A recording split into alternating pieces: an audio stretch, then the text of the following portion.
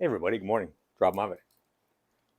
Guys, in 2022, which was a crappy year, admit it. I was watching YouTube and I saw a channel by Joel Haver. He was doing a contest where people could make movies during the Oscars on Sunday. I thought that was fun. I made a video, a movie, The Man Who Started the Great Depression in World War II. It wasn't much of a movie, it was just me talking, pretending to be an old man who had to tell a story before he died about a family member who started the Great Depression in World War II. It was a comedy, and it was a lot of fun. Next year, 2023, which was also pretty crappy, had the most fun I ever had on YouTube, and I've been making YouTube for 17 years. Made a video called, a film called, thanks to Joel, a film where I played 4 parts called The Devil Goes Down to YouTube, about an old man who wants to live to be, well, first of all, he makes a deal with the devil, and he wants to live to be 150 years old, to have all of his videos on his YouTube channel, which is about ice cubes, to make 10 times more views than anyone else on YouTube, and to have a lifetime supply of Tutti Frutti ice cream. He also has a crush on Jenna Marbles, but that's sort of a subplot. Like I said, it was the most fun I ever had on YouTube. Making a film inspired by Joel Haver. I've been making regular videos, variety videos on videos. I'll learn to speak English one day. I've been making videos for 17 years, at least once a week. But those couple of films I made to be cinematic or fictional were the most fun I had on YouTube. So this year, I had planned on making a few things, but I didn't want to do 4 parts again. But I was thinking about where I could have some people come onto a bus. There's some buses that on Sundays don't have a lot of passengers. So you could have your actors get on at different stops and have a couple people filming in secret. And as people come, they would interact and tell stories and things would happen. Then they'd get off the bus and other people would come on. And I thought that would be an interesting way to get people in and out of the scene. It wouldn't cost anything and have good lighting. And you would have the possibility of interaction with the public unknowingly to add interest to the film. And it seemed interesting, but it hasn't come to fruition yet. So here we are today, Sunday, and I have to make a film. So today, you lucky dogs, you lucky devils, you're going to have a documentary about these books. We're going to be talking about these books. I'm just going to pick them up at random, and they're going to spark a memory or make me think of something. We're going to talk about the books. And some of these books are kind of special. They've been with me for most of my life. Um, so I don't know what's going to happen. I'm not, if I do something, I like to know, like, how do I get in? How do I get out? What's the ending going to be? I don't really know what we're going to see here. It could be a disaster. It could be cringeworthy. It could be the best thing I've ever done. It could be uh, a lawsuit involved. It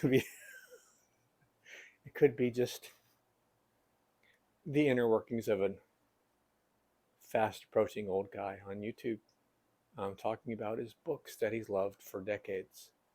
So at random, by the way, uh, these are outdoor books. These are like finance books. These are health books. And I have a few fiction books here and there and general interest, but mostly it's nonfiction. But they are uh, somewhat categorized a little bit here and there. But let's just pick something at random. Ooh, Commodore story. Um, Ralph Monroe. I'm from Florida, and it makes me tear up when I think about what Florida used to be and what it is now. Um, but it's always been that way. It's always changed. And it's always been changing. I think it's going to continue to change. There's going to be people moving to Florida 200 years from now that will tell their children that they moved to Florida when it was a sleepy little state and people were still driving cars that flew through the air, and no one used teleportation. So everyone that moves to Florida thinks that history of Florida started when they moved. And this book was written like in the 1890s, or memories from that time period, starting 1890s in South Florida, specifically Miami, even before Miami was there, like Cutler Ridge, Coconut Grove, Lemon City, all these little towns that predated Miami. And there's some interesting photos, and it's a wonderful history of South Florida that not 1 in 1,000 people know that live here. And I don't have no idea why I have 2 copies. I think I went to the Museum of History at downtown in Miami, and I bought one, and I had picked one up somewhere. But as a lover of South Florida, these rank very highly. Excellent boat designer, excellent boat designer. Okay. Thinking better. This is a book I can't find anybody making any reference to. David Lewis and James Green. But there are a lot of interesting ways that people can improve their memory, their learning, their cognition, that I see now people talking about like they just discovered them 6 months ago. And this book was written, I think, back in the 70s or 80s. There's a lot of stuff out there that just being recycled over and over, but that also shows it could be something that is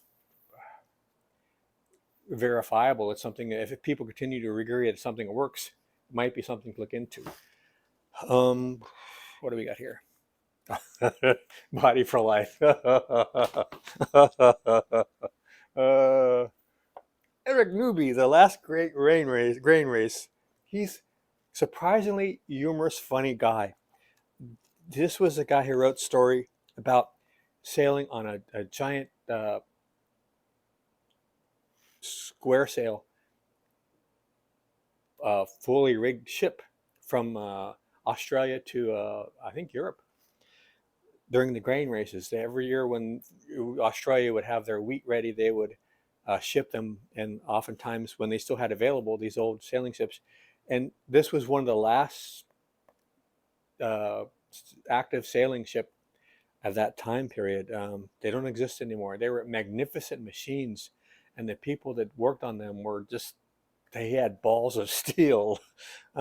Those, it's like a fore and aft vessel. If the wind comes around and clocks and backs your sails, you can let out your main sheet, and you can go about on another tack. If you're on a square rig vessel, all of your square sails are catching the wind on this side, and if the wind comes around the other side, now you have to get people to help bring those square sails back to this side. If they catch you unawares and it's really bad wind, you can get knocked over because you can't get those square sails back over to this side to catch the wind, and they push you over on your side. And if you're full of cargo that shifts, you're out there in the middle of the deep briny, and your ship comes over on the side, you're going down. And it's like, it was a very hairy, scary thing to do out there on the bleak ocean. And that's what people did for centuries. And but like I said, he's a funny guy and a lot of interesting stories. He, oddly enough, was in advertising and worked in women's clothing. Not in, he didn't wear, he in the business of selling and so on. He had a funny story that stuck in my head about talking with his father about women's fashions and stuff. And he said that his father said back in 1905, they had been talking about how women's fashions were getting more and more revealing. And his father told him that in 1905, when it was rainy, men would go out and about and wait for women to walk across the street, because they knew when they got to the sidewalk and the curb, they would like lift up the hem of their skirt so they could not get their feet wet in the puddle. And having ankle shown was was titillating. It's funny how things stick in your head.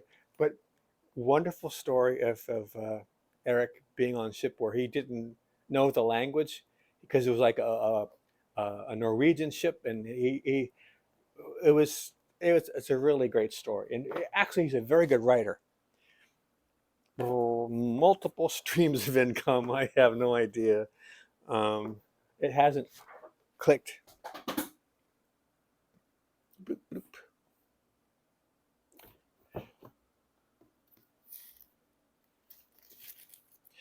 Yes, Ogu method of health through motion.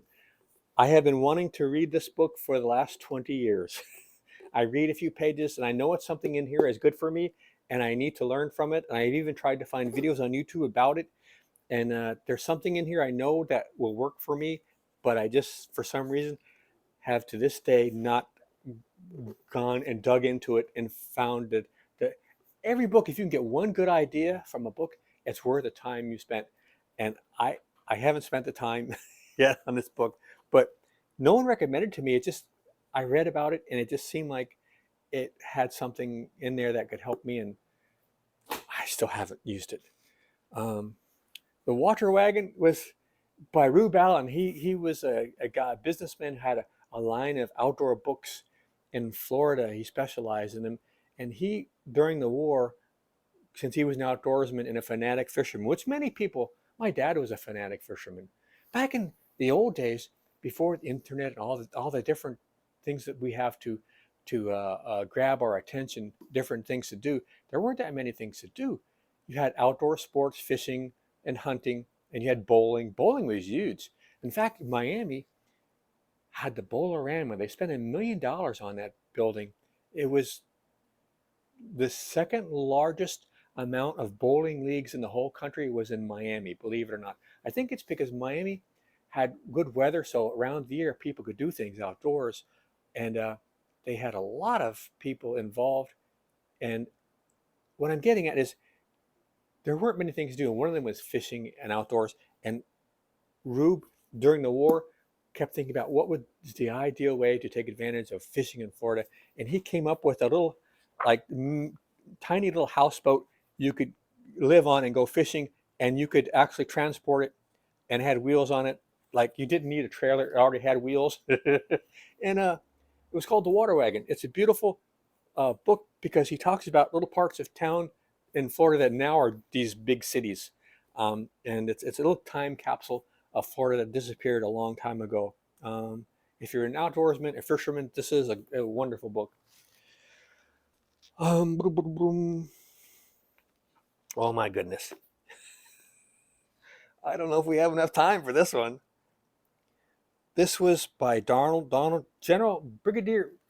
General Donald Armstrong, the Reluctant Warriors. There were just like two or three reviews of this book on Amazon, and one of them was mine before Amazon kicked me off for making reviews. Yeah, I'm an outlaw. Um, but I thought this was a fantastic book. I read it, I think, in 11th grade. And about 10 or 15 years ago, I was thinking about it and I tried to find a copy. And eventually, after about 6 months, I found one on eBay.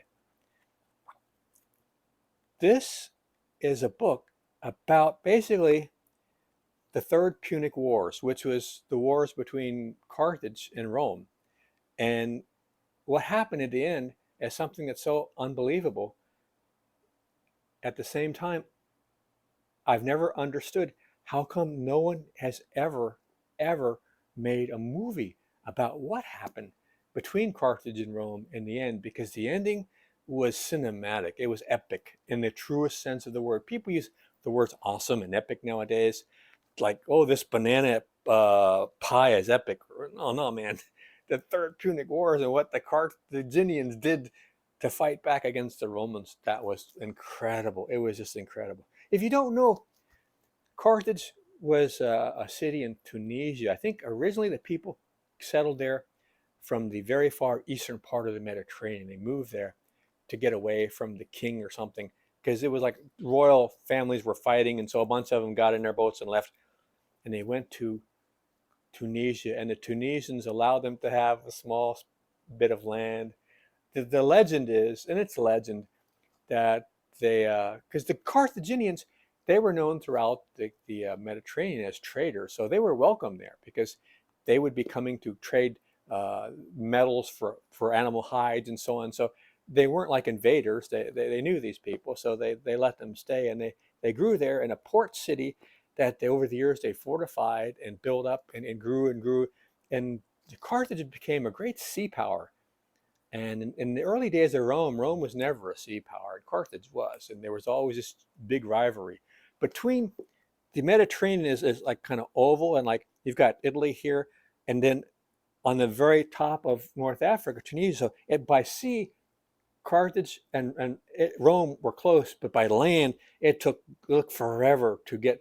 So Carthage didn't have to worry too much about an invading army, but they always had to worry about the Romans coming by ships. And usually the Carthage had so many good sailors and so many good ships, it was difficult for the Romans, but they did fight them 3 wars. And the reason they didn't fight them 4 wars is because what happened in the third one. The third one, you had people who remember Hannibal a lot. In fact, I think they're making a movie about him. He was the one that took the war elephants across the Alps and fought the Romans. The cool thing about that, I don't think he took many elephants, many war elephants, but just one was enough to go down in history. But what Carthage did is they had to have extremely large, long supply lines to fight against the Romans, and they were counting on the people that they encountered that had been subjugated and taken over by the Romans to join their side. But the Romans weren't stupid. Like, they would take over a country, but so long as you continued to pay Rome taxes and you would give them your young men as soldiers to fight for Rome, they pretty much left you alone. So these countries that the Carthaginians showed up, they weren't so sure. Did they want to go fight Roman who live here, and the people from Carthage are way over there? So if what they lose, what's going to happen? So they didn't get too much help, and but they did a couple battles, and they put the hurt on the Romans, and it was a big surprise, a big shock.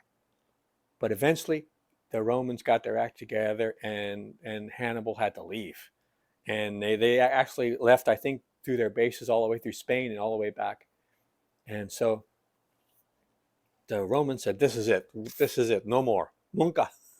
So they started to put the hurt on Carthage. They said, listen,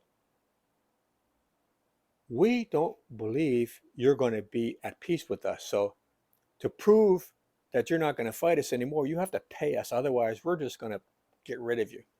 And that was common. You have people paying like money to the Danes in England to keep the Vikings from invading. So it was common to pay off the big dog.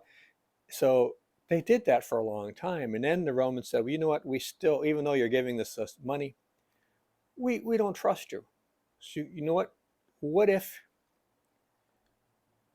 all of your noble people, all the wealthy people, have some of your children come over and live with us? That way, no, you won't be attacking us, because if your children are living here, we'll send them to the finest schools. We'll take care of them. They'll grow up to be all these Roman values, and though nobody want to do it, but they didn't want to be invaded, and they figured, you know what, we can always have more kids. So they sent their kids over there to Rome.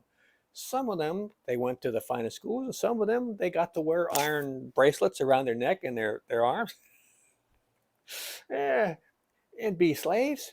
But then the Romans said, listen, we've been thinking about this.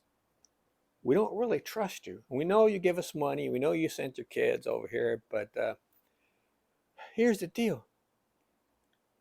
You got all these ships. You got tons and tons of ships. What do you need these ships for? Said, if you're not going to attack us, I understand you're a trading country. You need ships for merchant ships. But what are all these war vessels? So you need to get rid of your war vessels. You just have your ships. We'll be fine with that. You won't be attacking us. Everything's going to be fine. So nobody was happy about this. But eventually, they weighed the considerations, and they gave up their fighting ships. Well, one day, a bunch of fighting ships came to Carthage. They were Roman. They said, listen, we've been thinking about this. We know you don't have any ships anymore, but you still got an army. and you got a lot of weapons. So what if we're just asking, what if instead of us invading and killing everybody, what if you just give us your weapons? What do you got to lose? What why would we invade if you give us your weapons? Why would we want to go to the trouble? You know how much trouble all the paperwork that we're going to have to go through. It's just like, just give us your weapons. So they didn't want to do that. The Carthage people said, this is not good. This is not good. But their back was against the wall. They had already given up just about everything they could. And they were promised if they gave up their weapons, and there's some people, saying, we got to give up our weapons. We got to give up weapons. So they gave up their weapons. Then the Russian, the Romans said, yeah, thank you so much. By the way, one other thing, we decided that you've got like a week or two to leave completely the whole area. And if you don't, while we're busy knocking and burning everything, we're going to be killing you because you don't exist anymore. You're gone. It's history. And like, there was nothing else to give up. There was nothing else to give up except to leave. And they didn't want to do that. So here's what happened. There was a like outer harbor and inner harbor, and like a break wall around it. And the Romans had all their ships and all their army was on shore. And they just had a few people on the ships because they didn't need any vessels to be ready to fight because there was nothing left to fight. The Carthage put up barriers so the ships couldn't come in and the army couldn't come in. And they had like the wall so the Romans couldn't see anything, but they kept hearing stuff. And what was happening was the Carthaginians, along with quite a few Roman army deserters who had left the Roman camps and didn't want to fight because they had been enslaved as soldiers. And they knew if the Romans were to capture them, there would be terrible, terrible punishment before they actually died. So there was a big effort to resist. And what the Carthage people did is they tore all the wood off their walls and their houses and their furniture, and they built ships to fight against the Romans. And they dug a canal from one part of the exterior harbor to the exterior harbor that was separated by this wall. And the women cut their hair so they could turn it into ropes. They took their clothes and made them into sails. They did everything they could. They took any metal they had and reforged it into weapons of war. And then one night when the moon was right and the tide was high, they knocked down the wall from the interior harbor. And when the sun came up, the Roman ships were out there with nobody on board except for like anchor crew. And the Romans heard this noise, and they were just waiting for them to die of starvation or hunger or give up and be slaughtered. And all of a sudden, into this harbor from the interior harbor come these warships, manned by crazy, angry, violent, revengeful Carthaginians. And they go around the harbor yelling and say, look at us, look what we did. Instead of attacking the ships and burning them, instead of attacking the ships and sinking them, they just made a big show like when you have football and you make a touchdown and you throw the ball. They were just like, actually, the Carthage people, they had a few weak spots, and one of them was like, they never would, they choked. They always choked. When Hannibal, who was one of their greatest generals, came back from his campaign in Rome, instead of feeding him as a hero, they eventually ended up killing him. So here they had this, they used every possible means they could to build a navy in secret and push it through the walls out to the harbor so they could attack the Romans, and they didn't attack the Romans. Eventually, the Romans got guys back onto the ships, and then they started fighting, and there was like a stalemate. And then the Carthage people went back into their city, and they never came back out again. Eventually, the Romans captured the city after fierce street to street, house to house fighting up the hill, farther and farther. And the guy at the time who was the king there in Carthage, he to save his life, I think he like switched sides or something. And the story is like his wife, who was in the palace, like the highest part, that was being attacked, and everything else was burning down below. And she was cursing her husband, and like she jumped into the fire with her kids, so she couldn't get caught. But the Romans, after they destroyed the city, they ruined everything they could. Then they put salt on the field so nothing would grow there. And the Carthage people, they lasted about 700 years, and you don't really hear much about them anymore. But they came pretty close. They came pretty close. But yeah, The Reluctant Warriors. I want to check it out. It's been out of print for years, but it would make a fantastic movie. Who knew? Mutual funds for dummies.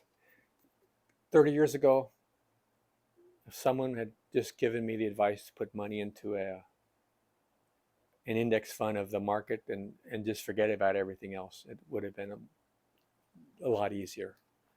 But I'll tell you a funny story about mutual funds and investing. When I first started working at Dade, that I worked at years ago,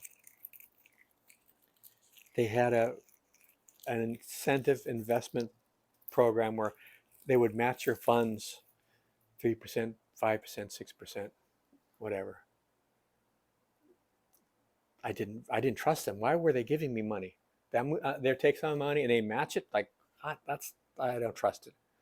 So after 2 or 3 years there, one of my friends said, "What are you doing? You're crazy."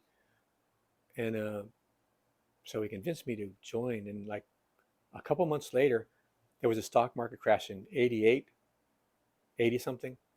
And people were in the hallway were crying because they had been investing for years and they lost 30% of portfolio, as I did too. But when I got my paper, it said I lost $100. So when people were complaining, said, "Oh, I lost so much money." So I did too. I lost $100. they were like really like, "What's going on?" They lost thousands. I lost 100. Like then they found out I was an idiot. So yeah, it's good to take advantage of what you have available to you.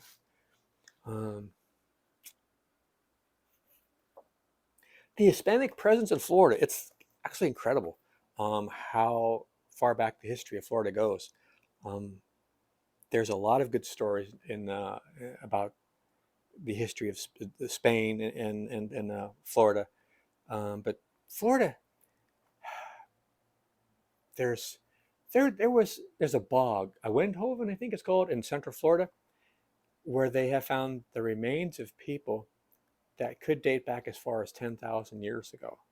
When you think of Florida, you don't think of archaeological finds, something like that. But it's hard to imagine like groups of people living here on the coast with all the mosquitoes and the hurricanes and a poor selection of natural foods to eat. But yeah, there was a lot of people here for a long time. And I'm not sure if the story is true or not, but some of the early DNA testing that was done in the bog people, they didn't match up with the DNA of the other ancient civilizations they have found here. And but I don't know if they continued There was some problems, I think, with the native Indians and so on about the lab samples and people doing testing and so on. So I don't know if they ever figured out what was going on there, but it's a fascinating story. Um, yeah.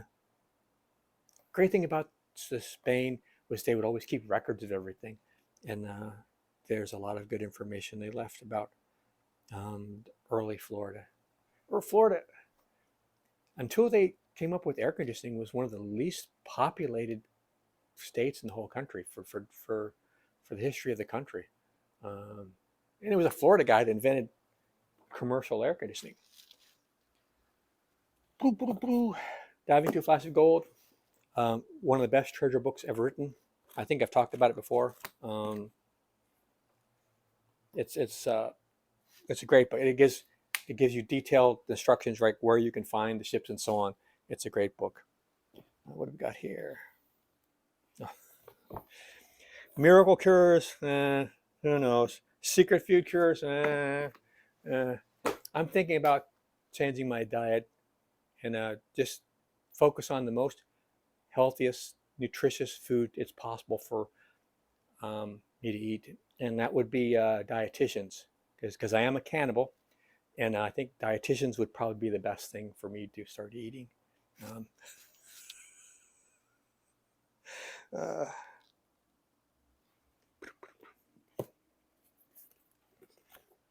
ultimate healing, ultimate healing. With the heart rate book, if you're doing any exercise, it's always good to know your heart rate. You don't want to overstress yourself, and I think that's a flaw in a lot of people who are doing exercise. You don't realize that your heart rate is variable. Some days you're okay, other days you're not. So you want to make sure you're not going crazy with your heart rate.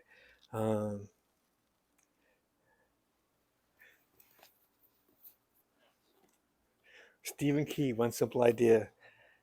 I have yet to come up with an idea for invention that I could take advantage of the information Stephen Key has provided, but it's one of my favorite books where he talks about, instead of inventing something and getting a patent, just sell the licensing to a manufacturer. And he goes over in specific detail how to do it. And I've tried several things, but when I start doing these searches for if anyone else has come up with this, I usually find someone else has the same idea, which is a bitter pill. Wait, a bitter pill. What if I had a no? Aftershock investor talks about how to invest in really bad economic times, and I don't know. I think we're going to have just uh, wonderful times, sky in the pie. I don't see anything bad happening. Nothing bad is going to happen. I mean, $1 trillion in debt every 4 months. I mean, what's $1 trillion? I mean, come on.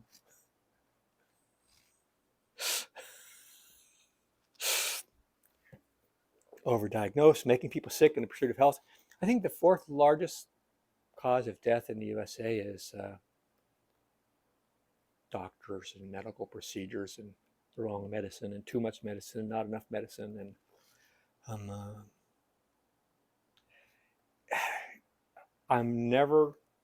it never ceases to amaze me how, as I get older, more and more, I have to become a amateur doctor, nurse, biologist, chemist, biochemist, dietitian. Is like,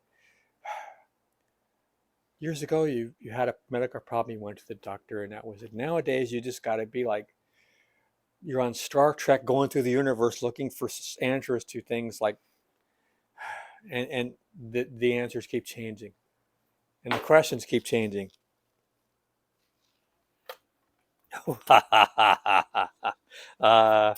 YouTube formula. My formula is I have a variety channel, and I make something that people like, and they subscribe. And next week I have something completely different because it's a variety channel, and then they don't like something that's different, and I never have them visit the channel again. So that's my formula, and I'm sticking to it. The photo book. I used to be in love with photography. I still am. Thank you, Norm Macdonald, wherever you are. This is a wonderful book. It's full of some of the best photographers that ever lived or are still living, and it goes over in detail who they were, where they're from, little history of their type of photography and their uh, contributions to photography. And it's it's such a calming thing, and at the same time exciting thing to just sit with my reading glasses on and look at these photos. And it's weird, as everyone has a photo as a camera in their pocket nowadays with their phone. um, I find myself taking less and less photos. I used to have a little pocket, a Nikon point and shoot, and I went everywhere with that. Eventually the dust, the lint in my pocket ruined it. But now I have a camera on my phone and I hardly ever take photographs. But um, and I have in my closet 4 plastic storage bins full of old family photographs that are treasures. And nowadays everyone takes photos with their camera and they fall into the water and they lose everything. So I don't know. I guess they'll be in the cloud. We're all headed to the clouds. We're all headed to the clouds.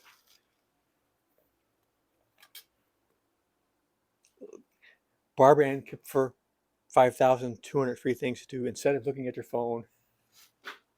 Oh my goodness. Oh my goodness. Years ago, when I was in my middle teens, I went to a thrift store and they had the complete collections of Mark Twain, and the bindings on them were all moth-eaten and falling apart. And there must have been like 30 some volumes, and they were from like 1904 or something. This is Huckleberry Finn. It's one of the first more important novels written, I think, in the USA. And it's something that you can reread over and over and still find enjoyment in it.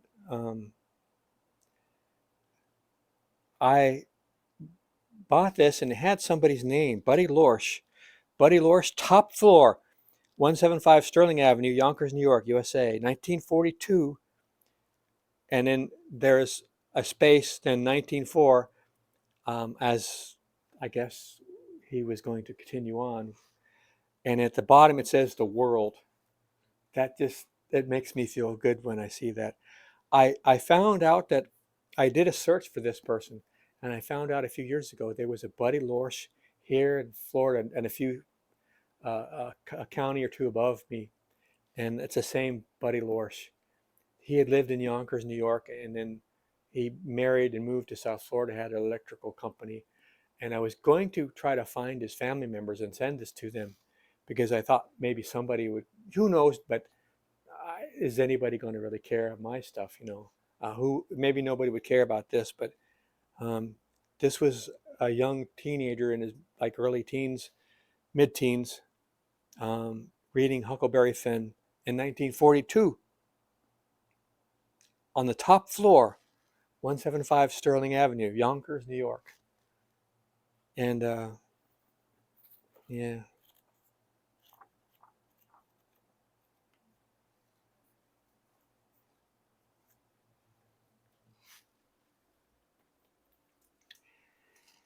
The end of heart disease. Heart disease is fascinating. They have done research where they look at diseases and how much they kill people and which ones are the worst in ranking going down. Heart disease is number 1, like cancer number 2, and there's respiratory disease and so on. And then they looked into what are online searches for different diseases.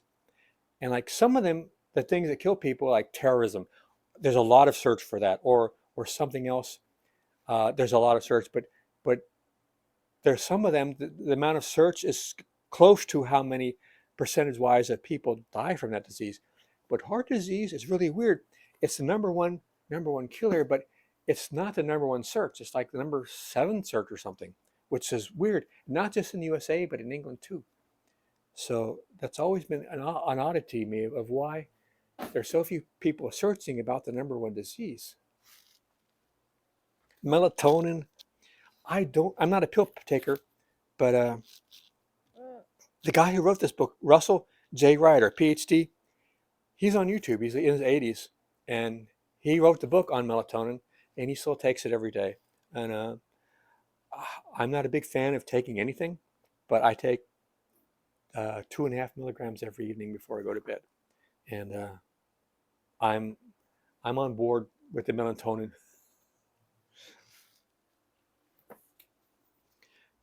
Tom Butler Bowden has a series of books that are anthologies of the best books of different genres. This is spiritual. He has one on self-help. He has one on monetary success and so on. And they're a classic. They're books full of classics that you may not even know existed. I recommend his books highly.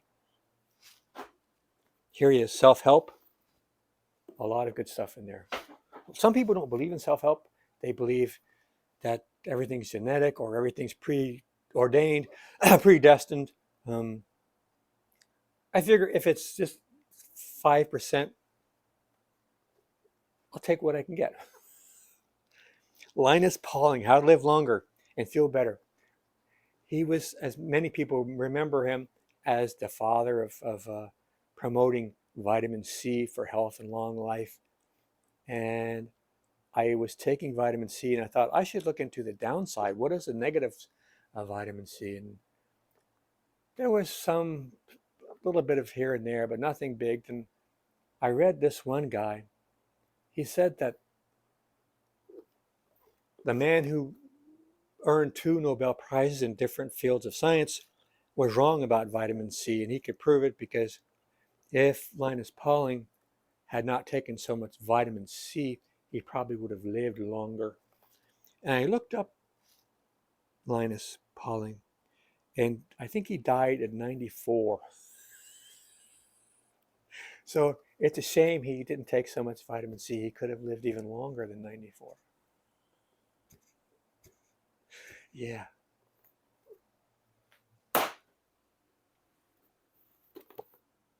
Beach cruising and coastal camping ruined my life. This man, this woman, Ida Little and Michael Walsh, they traveled all over the Bahamas in little canoes and little tiny boats. They had a canoe towing a 14-foot Hobie cat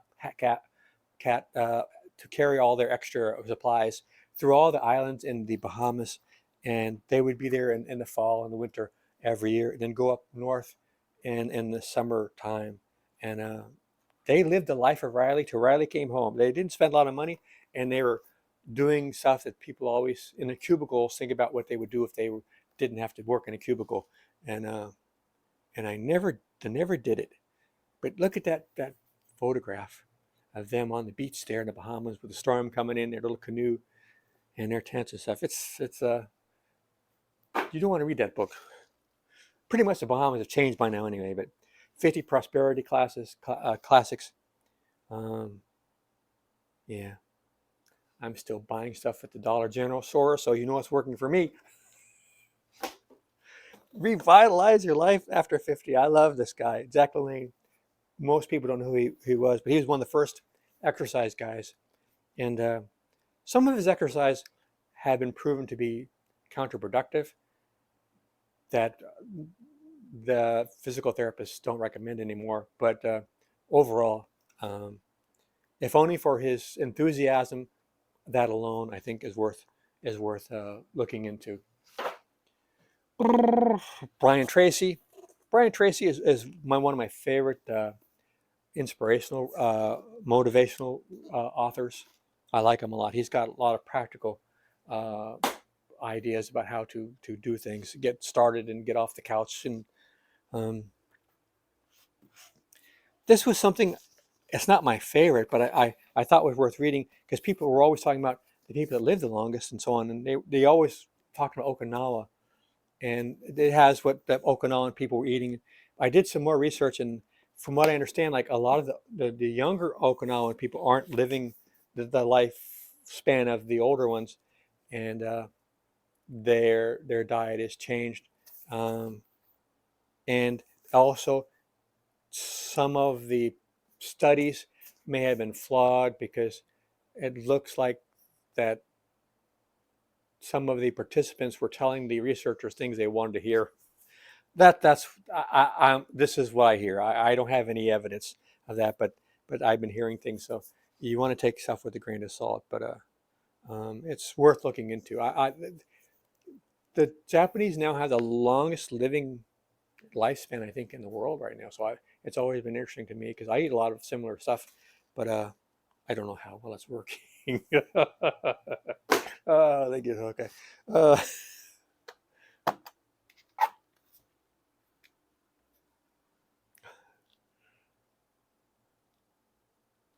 the mom was in the papas.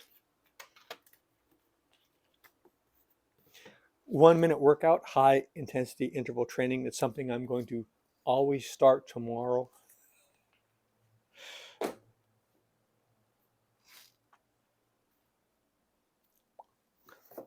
I think we're through with the medicine stuff.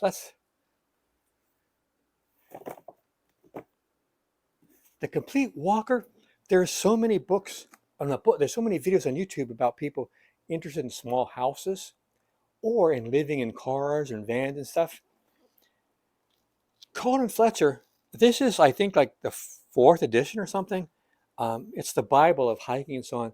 He goes into great detail ways people can live out in the country with stuff they carry on their back for 30 days. Um, so I was thinking if you were going to spend a lot of money to turn a van into a camper or stuff, just become the Complete Walker, but just live in your car. You don't need to build a lot of stuff in your car or build a mini house. You could, just use the information, the tips that Colin gave about how to live out of your backpack. And it wouldn't be a permanent lifestyle, but for like a few weeks at a time, you could go very far by using the lifestyle, the tips mentioned by Colin Fletcher in The Complete Walker. It's very good writer, by the way. Very good writer.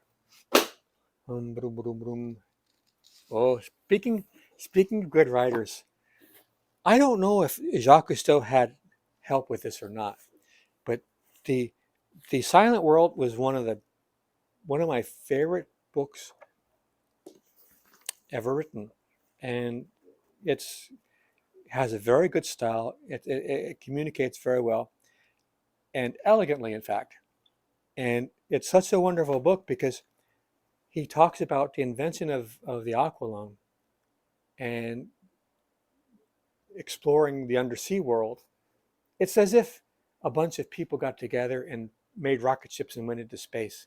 And they had to learn everything on their own. There was nobody to tell them. And that's what was happening with Jacques Cousteau. And whenever I read the book, I hear his voice in my head. And it's just, I think it's one of my favorite books up here. Um, bloop, bloop, bloop.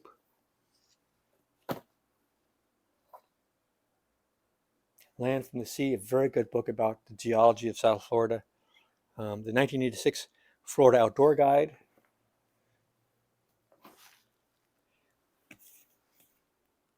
Florida's Living Beaches. Oh, I told you about a book that almost ruined my life. This book did ruin my life. Voyaging on a Small Income.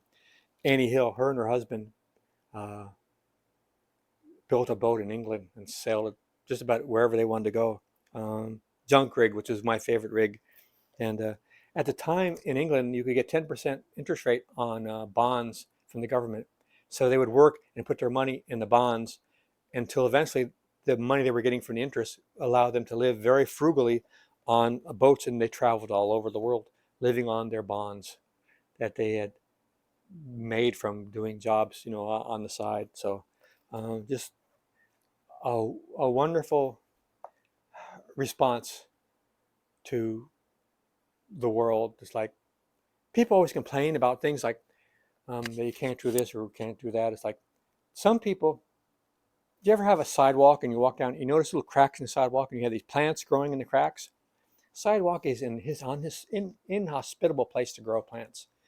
The sun and the noise and the traffic, but there you go, the plants are growing there. Some people, they find the cracks in the sidewalk of life, and they take what little rain and dirt they can get and they make the most of it. And that's what Annie Hill and her husband did, I think. They found the cracks in the sidewalk and they went for it.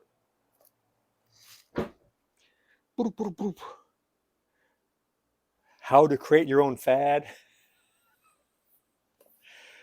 Yeah, I've through my life I've seen a lot of fads.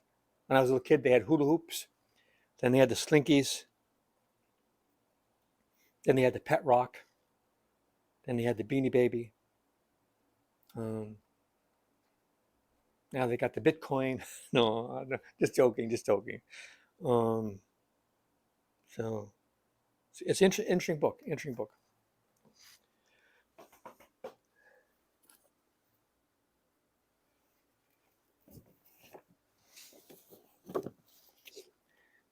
21,500 miles alone in a canoe. Fellow went all across the inland waterways and creeks and rivers and canals of the U.S. from one side to the other. He had a small portage, but he was able to go from one coast to the other in this little canoe that was motorized. And he had just extraordinary adventures, all the while eating vegetarian. Uh, so it was an interesting book. One day he was anchored in a little river, and when he woke up, there was no water below his canoe. Upstream of the river, there was a pig farm, and they had uh, stopped the water flowing. And beneath the canoe was just like 7 feet of pig mud poop. So he couldn't get out of the boat, and he had to stay up there till the water came back up again. it was it was always something happening to him. Um,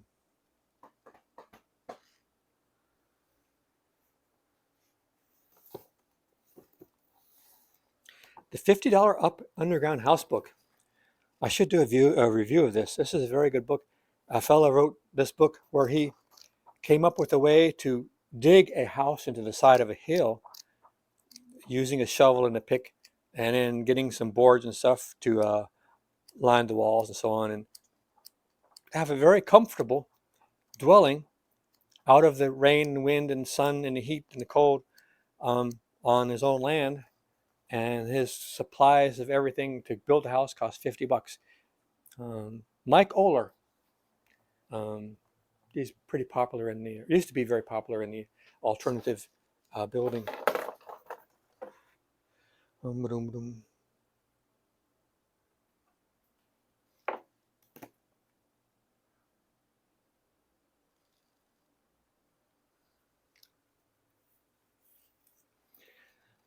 Great Adventures in Small Boats is probably the oldest book up here. I can remember as a kid reading this under the blankets at night with my flashlight. And it talks about adventures on small boats in the classic days of sailing back in the 20s and 30s and 40s, before it was a whole world of people out there sailing. And it's an anthology of excerpts from different sailing books over the years, over the decades, over the centuries. And it's a classic. I can't recommend it more highly.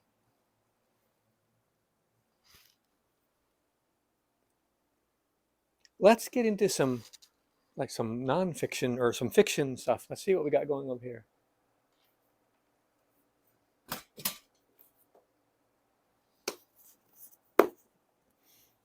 The Yearling. My goodness.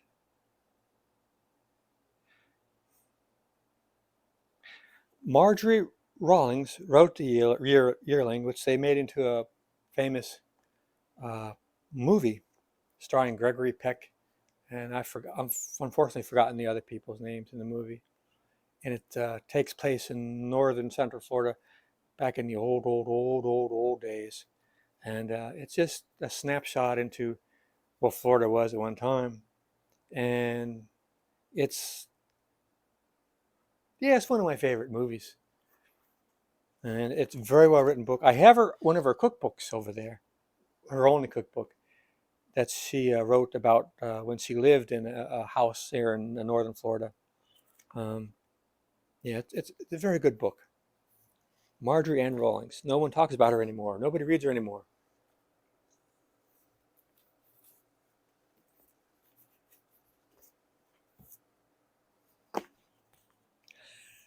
Ogilvy on advertising.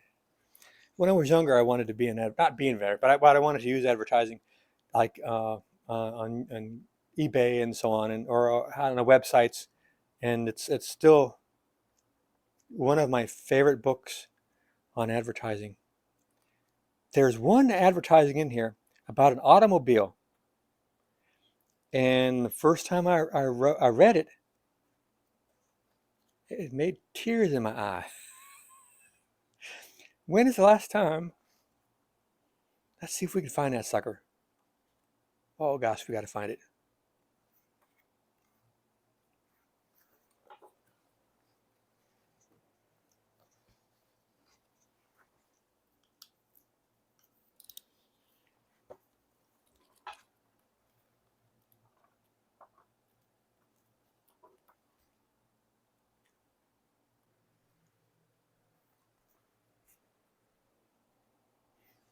Well, I can't find it now. Maybe later.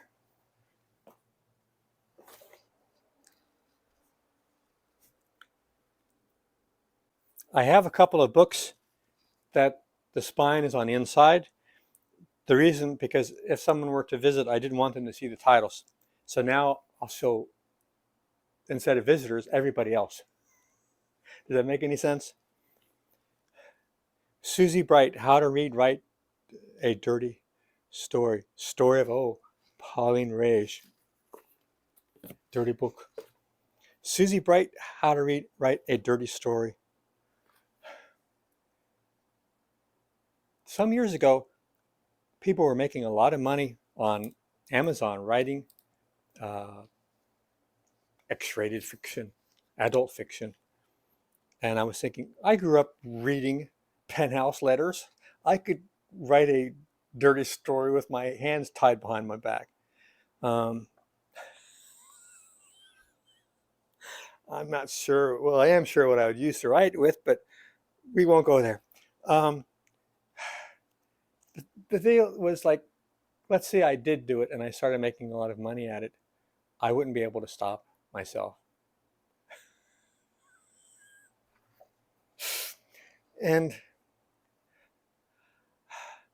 just because you can do some things doesn't mean you should always do them. It's not a road I wanted to go down, but I was very tempted.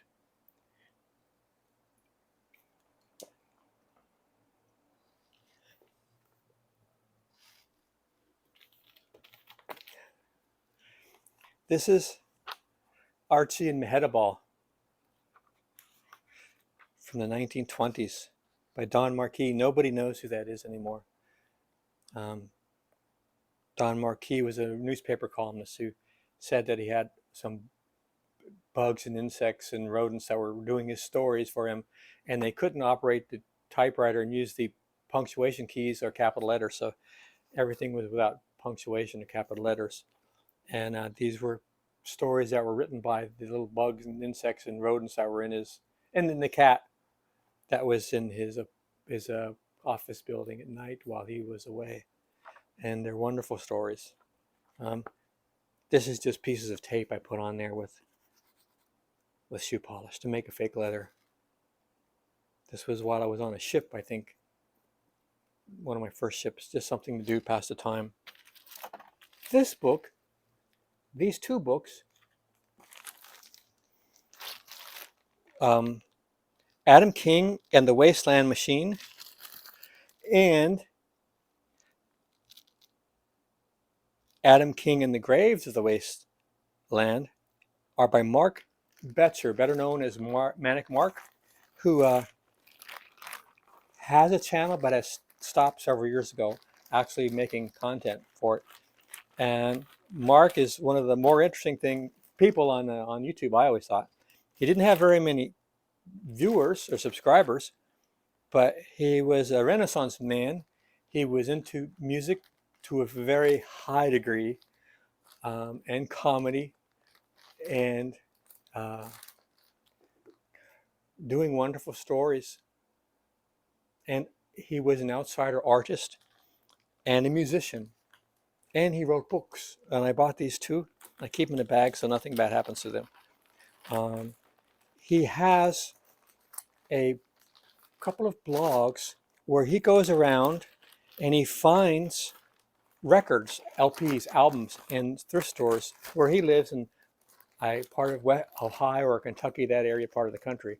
And then he puts them on a blog. He copies he copies the cover of the album, and then he writes about it on the blog, and he leaves a sample. So if anyone is interested to find out what that album would sound like, and he has thousands and thousands and thousands of albums over the years that he has put on his blogs that are different genres. One is gospel. One is sort of like lounge type music or eclectic music that you would hear from the 50s and early 60s, and sometimes a little later. I'm not describing it right. I'm sure he would do a better job. But if you're a music buff, and by that I mean you like all types of music, you would be enjoying. That's not very good English, Bob.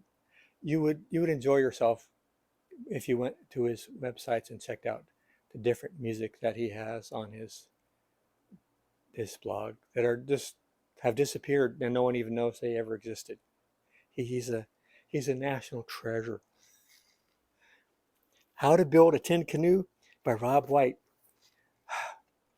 is an author from a fascinating family of writers. When I told you about some other books that had ruined my life, the first person that ruined my life with a book was this man's father, whose last name was White. What was his first name? I've forgotten. Gosh. But he wrote a book about the Lion's Paw, which was the name of a boat. It's also the name of a shell, where a father and his children go around Florida in a sailboat and have adventures. And it made me want to do that when I was like 9. But Robb White is a fascinating character. Was a fascinating character. He died, unfortunately, and he was a great boat nut, a great writer, and observer of the human condition, I think. But his sister, who wrote Mama Makes Up Her Mind and Sleeping at the Starlight Motel, was Bailey White. She's a humdinger. She's the real deal. She's a wonderful, I think, as good a writer as her father. And her collection of short stories, Mama Makes Up Her Mind, are just little jewels, little jewels. And they center around her family and her life in northern Florida and southern Georgia. And I don't care as much for her other books. They're good, but not as good as the first one. Those short stories are just like, I'm a big fan of short stories like Somerset Maugham and a few others. But yeah, hers were kind of special, I think. But interesting family that I really haven't seen too many people mention.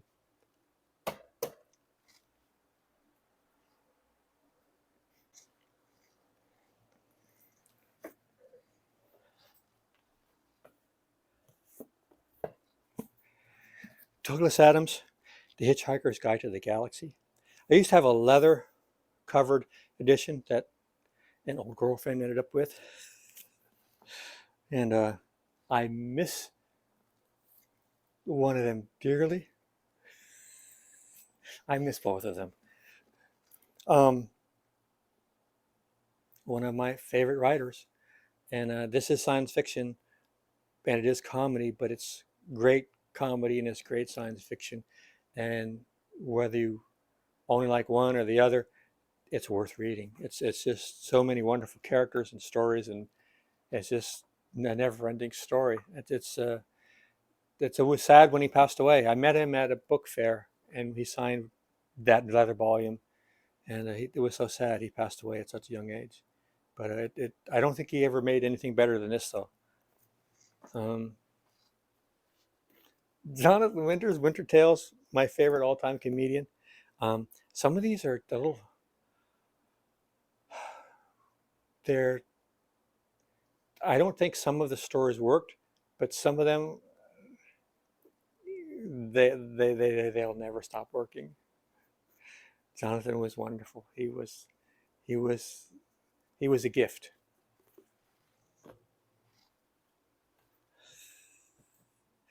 Admiralty, Case and Materials, third edition, Joe Desha Lucas. I got this book so I could cut out the pages and make it to hide something. But then I started reading it, case law, admiralty law, and it's a hoot. It's full of it's full of little things that happen, drama that turned into more drama, that turned into people going to lawyers, that turned into going to court, that turned into becoming case law and ensconced into history. You have from stevedores falling down slippery rails onto stairs and breaking their back, to something catching on fire and people not agreeing on who's responsible, to hurricanes, to what is a navigable river where you have ranchers saying you can't bring your canoes through here because this is our ranch and that's not really a navigable waterway, and other people saying, well, according to this map and the 1850 movement of troops through, it's like it's history, it's human drama, it's greed, it's it's so many wonderful things. It's got pirates in it. It's got it's got who owns the gold that's found, the treasure that's on the bottom, and when it's taken, does the state have the right to get their hands onto it, or do the people who found the treasure, do the people that found the treasure get to keep it, or do the people that work for the state get to keep it? So it's like there's so many wonderful little stories in here that you can just have come off the pages. And of course, I worked on ships, so that's something I have a little connection to. It makes me feel more interested. But from a book that I was going to turn into something to hide God knows what, to something that turned into actually a surprising pleasure.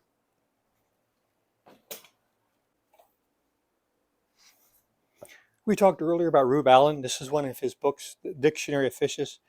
Uh, Focused a lot on South Florida, or Florida in general. There's a lot of good information. A lot of new fishes we have here are that aren't in the book because we have hobbyists who brought in fish. When I grew up, there was only a handful of fish in fresh water that you would catch and you would knew about. Now there's two handfuls of fish that I don't even know the names of anymore, that are just they brought in, and now they're growing like weeds and taking over. It's a interesting time to be a fisherman in South Florida. Henry Minier, I don't know if I'm pronouncing his name right, the Flying Flea, which is the first ultralight. It's a fascinating story where a designer built a plane that would not stall, would not spin. It was built as the world's safest airplane. And the author, the designer and builder developer, built numerous different iterations until he made a airplane that worked, and he published it, and people went crazy building it, and people began dying because they built it, because if they didn't build it correctly, if they got into a dive, it would not get out and they would just go into the ground. But at the same time, if it was built right, it would not stall and it would not spin. And other people have built different ones with some added safety features. Some people, it's the safest airplane design ever made.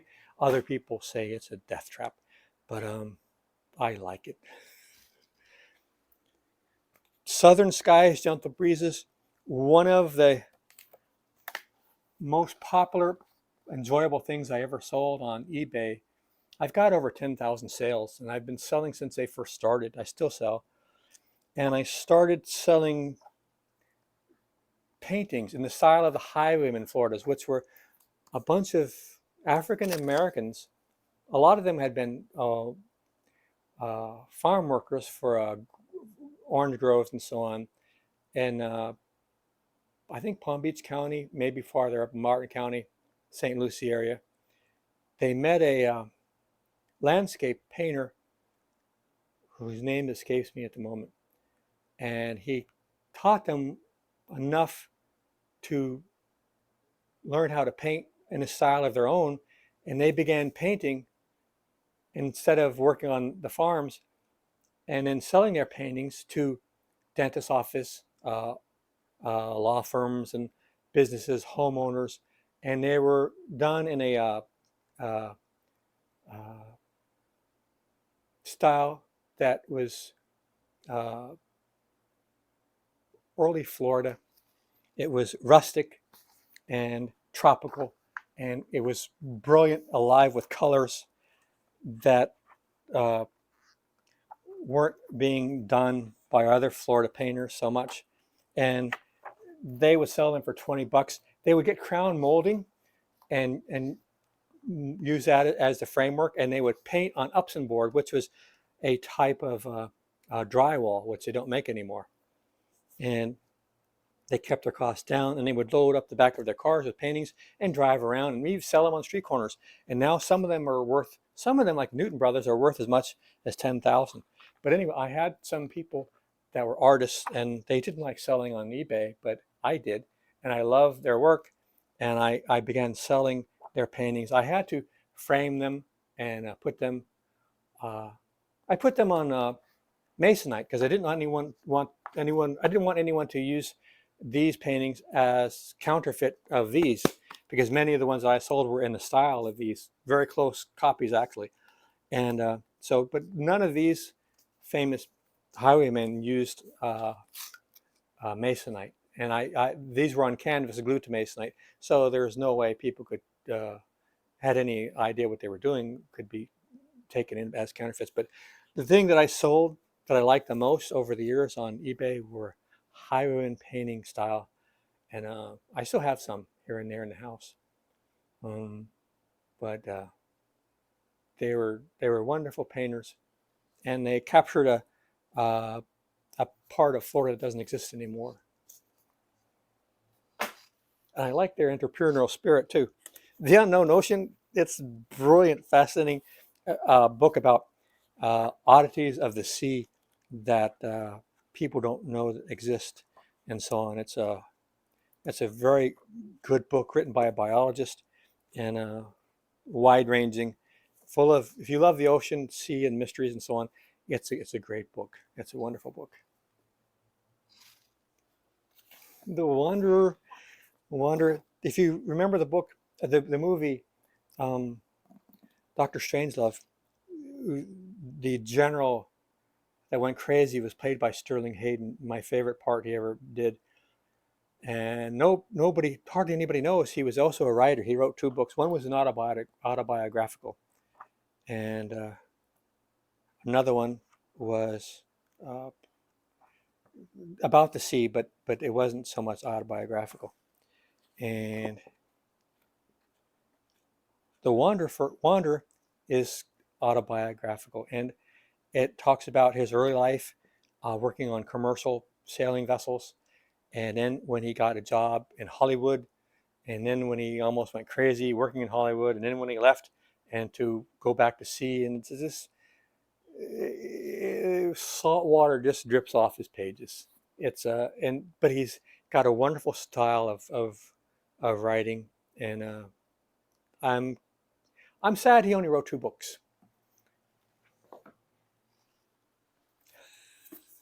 The Voyage of the Herman is one of my favorite treasure stories.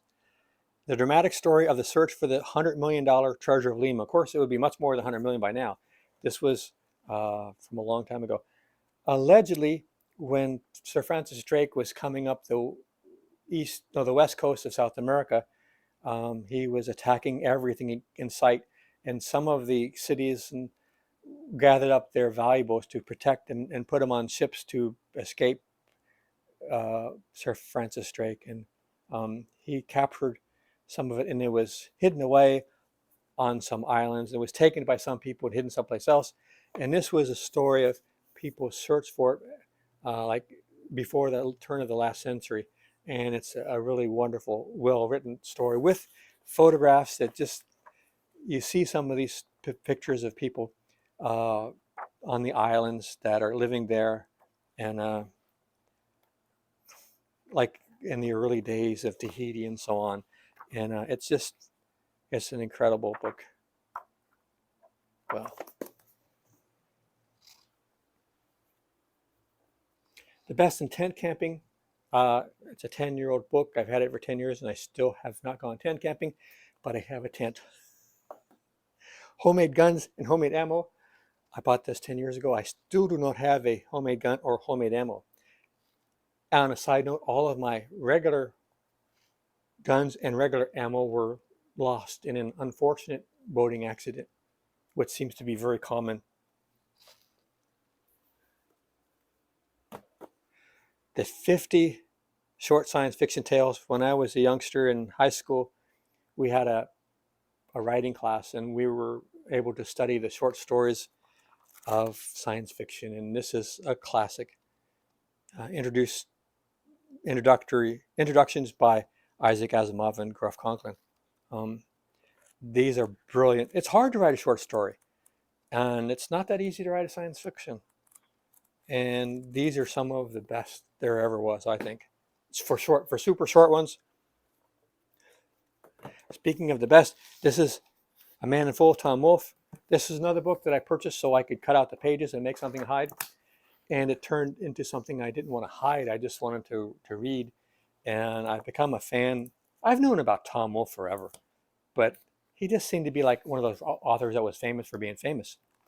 But after I started reading him, I realized that he probably couldn't succeed nowadays because some of the things he wrote about and the way he wrote about them and the things he said might make him unpopular. But I thought he was very insightful, and he had a very high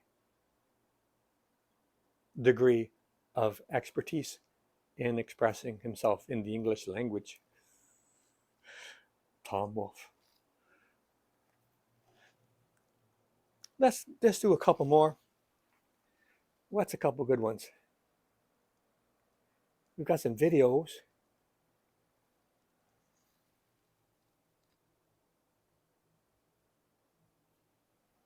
Boop, boop, boop, boop. Over here, I have Anthony Robbins' Personal Power cassette tapes. One night, this whole thing of cassette tape was on the floor. I heard something fall, and this was here, and it fell on the floor. Part of me said I have ghosts. Part of me says I have ghosts. I have no explanation. But I like Tony Robbins. People say things about him, and they could be true. All I know is I've gotten some good ideas from Tony and a lot of inspiration. And he's the type of person that encourages people to go to yes. A lot of people say if there's a problem that no, everybody tells you, no, you can't do this, no, you can't do that, or there's no way we can do that. Where Tony is an advocate of, well, I know we can't do it, but what are the ways we can? You know, like how do we get the yes?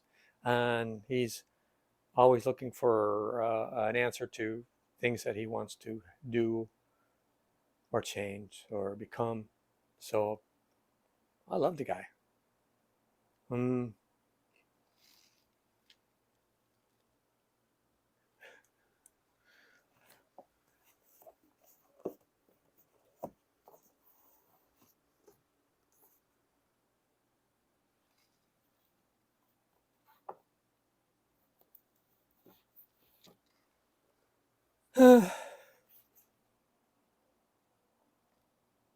Last two. The Lonely Sea in the Sky by Sir Francis Chichester. He was, I think, one of the first persons to ever fly a plane from the UK to Australia. He had balls. And he did stuff like that throughout his life. And to look at him, he was very unassuming. He looked like a dad. He didn't look like an adventurer or the most interesting person in the world. He'd look like somebody who took the train to work and mowed the lawn on the weekend. And but he would have these adventures. And he was flying one time from Australia, I think, to someplace in the Pacific. And he had to land at this island. And the island had like a little harbor, tiny little island, tiny little harbor. And there were two like kind of high points in the harbor. I hope I'm getting this right. There was like a telegraph wire stretched between the two high points. And he had a seaplane. And he's flying. And he's coming in. The whole town's watching because they knew he was coming. And now he's flying, and he feels like he's slowing down. And now he's getting slower and slower and slower. And now, just like in the Bugs Bunny cartoon, he's going backwards. And he's flying, but now he's going backwards. And now he's going backwards and he's going up. And now he's going, but what happened is the telegraph wire caught in between the floats of his plane and the floats, and it snagged him. And so he went,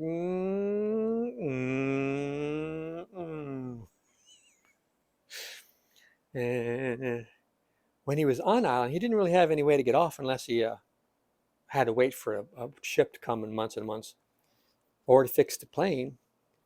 And the plane had canvas that was treated over the frame. And there was an old lady that had a sewing machine. So he was working with her and the other people on the island to fix the plane. But he said something, he was making a joke or something, and he pissed off the old lady with the sewing machine. So that was it. He couldn't work on the plane anymore. So he had to start a campaign of sweet talking the old lady so he could use a sewing machine so he could fix the plane to get off the freaking island. So I don't know if I remember it completely right, but he was always having adventures. Last book is, I've never heard anybody mention this book. It's called The Art of Contentment, and edited by Edgar Collard. It's an anthology of advice from people throughout the ages that they've written down on how to enjoy different things in life. Jane Austen, James Boswell, Rachel Carson, Sir Winston Churchill, Charles Dickens, Hubert Hoover, Pope John, Anne Merle Lindbergh, Samuel Pepys, J.B. Priestley, Robert Louis Stevenson, Henry David Thoreau, Walt Whitman, and many others. And it's talking about enjoying what you have and becoming mindful before that became something it talked about. This was written, gosh,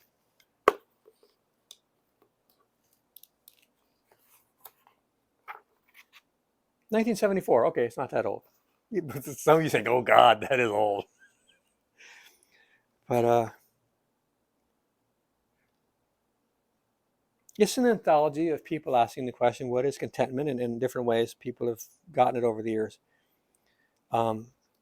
Attitudes, recreations, oneself and others, unexpected contentment, contentment out of doors, and the end of the day. And it's a very joyful, insightful, one of a kind, actually, books that I've come across over the years. And it's a way for people to wake up things in them that are asleep and become more contented. Oh, I feel like that guy that does the painting. We're going to do happy clouds any minute. Well, guys, this was what I was afraid of, that I would make this video, this film, this documentary about my books that I've only put a dent in. But I don't have a way to end it. I'm not going to encourage you to do anything or to think anything or say anything. This is just, I got a bunch of books I've been carrying around for years. And these are some of the reasons I've enjoyed them and liked them and still keep them. Over the years, and I'm kind of old, I'm getting close to 100 now. Well, I am in some ways. I've gotten rid of a lot of things over the years. Some of them I wanted to, some of the things that were taken, some things you just lose, but some of them I voluntarily got rid of. And the things that I voluntarily got rid of, one of the only things I ever regretted was my record albums. I only have a few left. For the record,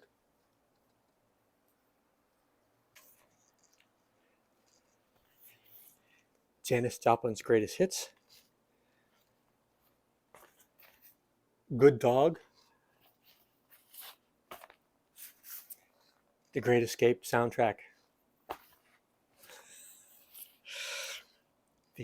Bobby Gentry, Ode to Billy Joe.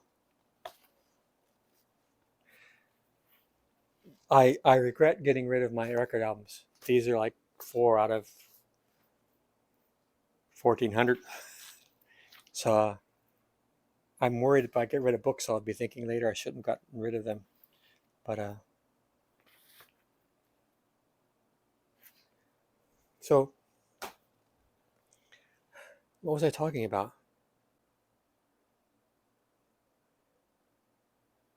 So I don't really want to get rid of my books. I don't know how I'll feel if I do that. And also, when I look at the books, they're from a time in my life when I was a lot younger. And I've been reading some studies that indicate if people immerse themselves in some things that remind them of a time when they were younger, that their biological functions stay younger and their mind stays sharper. And it's good for them in some ways. Plus, it gives me an excuse to hoard stuff and not dust.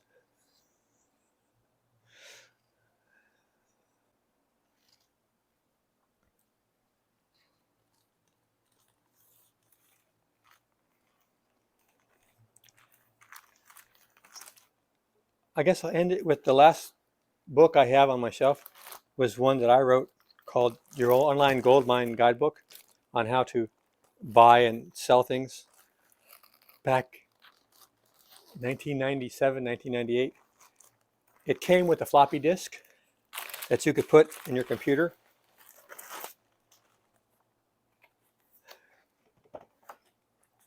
I would have the pages printed up at Office Depot, and then I took a stapler I got from Home Depot and I stapled the center and I pushed down the staples with a butter knife. And then I sold them on eBay. The reason I printed them is because eBay said I could no longer sell the floppy disk because this book was just a collection of information. So that kind of ticked me off. I thought all books were a collection of information, but yeah, this was the first book I ever made and wrote and sold myself. So yeah, guys and gals,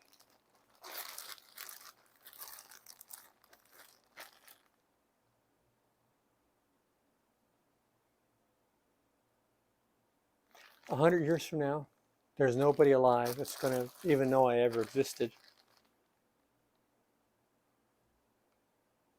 And this book and a few other odds and ends online might be the only way people ever know that I was ever around.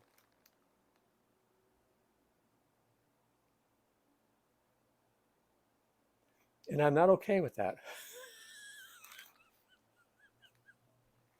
All right. It's been a pleasure watching this, I'm sure. Thanks so much. And next year, hopefully, we'll do the film with people getting on and off the buses, having adventures. Thanks to Joel for the inspiration for doing this. Take care, guys. See you out there.